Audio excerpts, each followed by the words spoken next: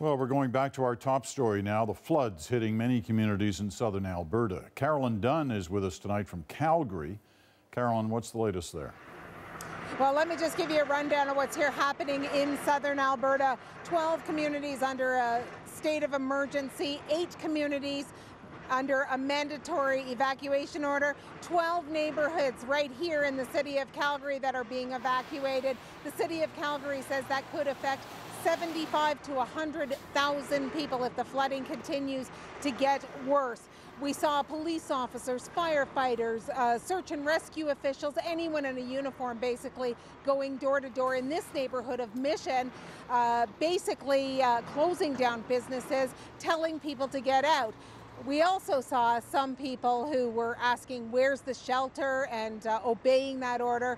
A bunch of others who are saying that they still feel safe here and so that they plan to ride this out. That's a bit of a concern since the floodwater rose so quickly in all the other communities outside of Calgary. So we are watching that for you, Peter. All right, Carolyn, thanks very much. Well, another heavily affected area is High River, where Briar Stewart is tonight. Briar, what's the latest there? Well, Peter, all day crews have been working feverishly to reach the people that have been trapped by the floodwaters. We're told at one point this afternoon there was as many as 150 people trapped in their homes. Many of them were on their roofs trying to signal that they needed help.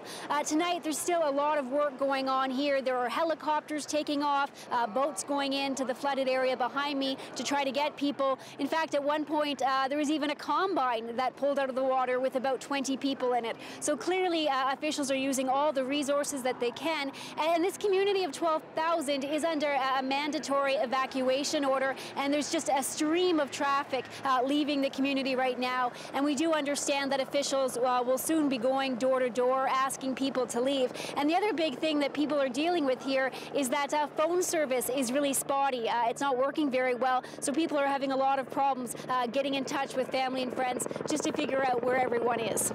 All right, Briar, that can be anxious the next few hours. Briar Stewart in High River.